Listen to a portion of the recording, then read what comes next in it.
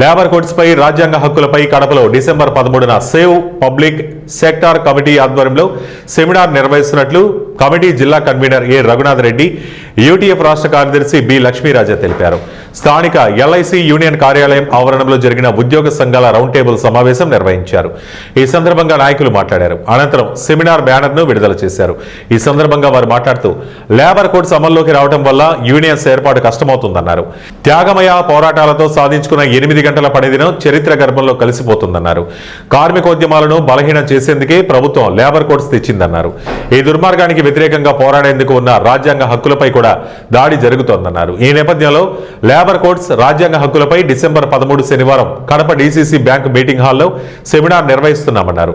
ఈ సెమినార్లో ముఖ్య వక్తలు ఎల్ఐసి ఉద్యోగుల సంఘం, ఆంధ్ర, తెలంగాణ, కర్ణాటక రాష్ట్రాల సంయుక్త కార్యదర్శి జి తిరుపతయ్య, ప్రముఖ న్యాయవాది బిఆర్ అంబేద్కర్, మిషన్ కార్యదర్శి ఏ సంపత్ కుమార్ పాల్గొంటారని తెలిపారు.